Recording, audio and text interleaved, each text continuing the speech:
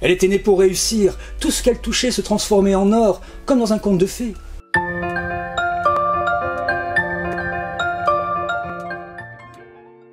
Du conte de fées à l'enfer carcéral est une tragédie shakespearienne écrite par Comtesse Jamila. Belle, magnétique mais fragile, elle sera abusée par la vie.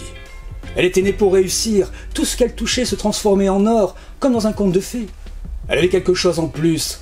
C'était une alchimiste jusqu'au bout des doigts, jusqu'au jour où son portable sonne. Un coup de fil, un rendez-vous et un mariage. Le conte de fées se transforme alors en drame. Elle allait entrer dans une nouvelle étape de sa vie, celle dont on connaît l'existence et que l'on réfute, se persuadant que cela n'arrive qu'aux autres. Cet endroit que l'on ne veut pas voir, là où les portes de l'enfer entrebâillées se referment sur elle, à tout jamais. Année 2004, la malédiction d'un mariage avec du sang royal s'abat sur elle et sa famille, la touche de plein fouet et vient bouleverser cruellement son destin. Tout ce qu'elle a construit, bâti à la sueur de son front et de son corps durant des années, sera sacrifié au nom de cette pseudo-justice, ses huissiers, ses avocats véreux, Cupide et la partie civile. Seule contre tous, elle subira le tsunami judiciaire dans toute son horreur et sa médiatisation. Elle passe de la vie de château à la réclusion où d'autres ennemis l'attendent.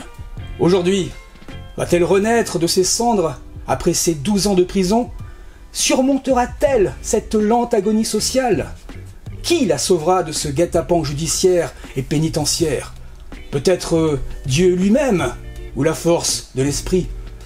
Anatole France a dit « La justice est la sanction des injustices établies ».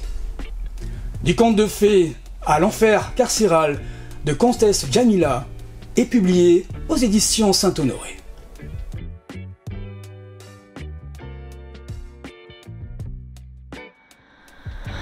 Les éditions Saint-Honoré au plus près de ses auteurs.